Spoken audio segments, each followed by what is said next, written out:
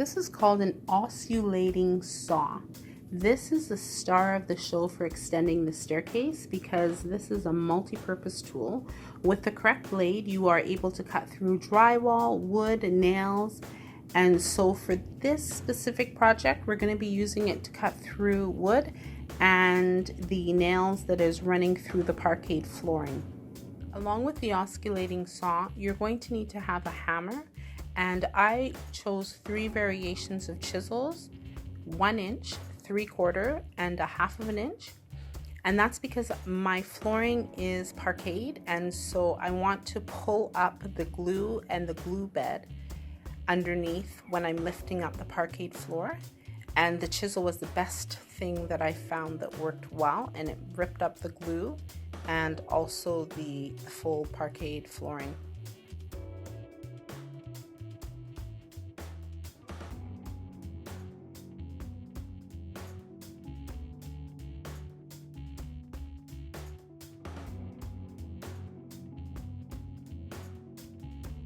So today we're going to be building out my last staircase. And so the reason why we're doing that is when the builders built the house, they went and had the post floating in the air. So the post was partially on the last staircase and then most of it was actually floating.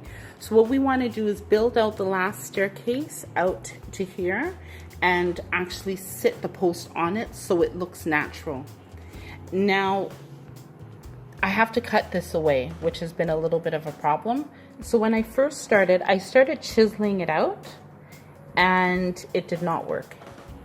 It just became a mess, and it was actually way too much work for how simple the project was because I didn't have the right tool. So now my neighbor lent me this tool. I have no idea what it is.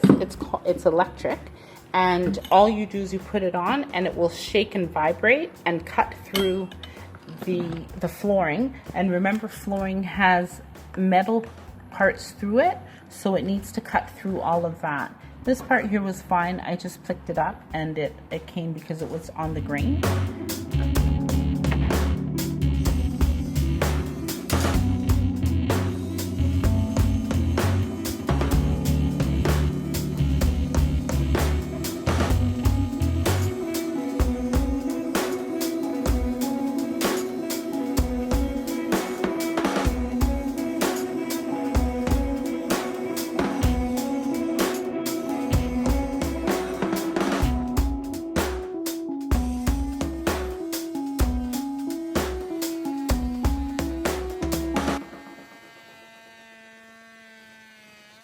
I figured out how to do this.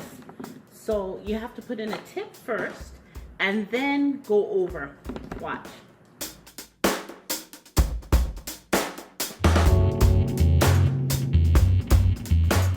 Because I'm new at it, the line is not as perfect as I wanted it. However, when we come with the wood, I think my neighbor will be able to clear it up and fix it up for me.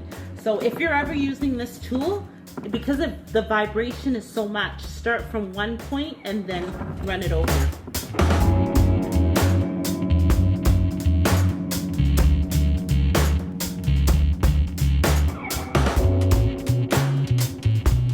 Now for me to pick the part that I cut up, there's some glue under there. So all I'm doing is using my chisel, which I don't know if I'm supposed to do it, but I'm gonna do it anyhow. And I'm just tipping up underneath the bottom part of it.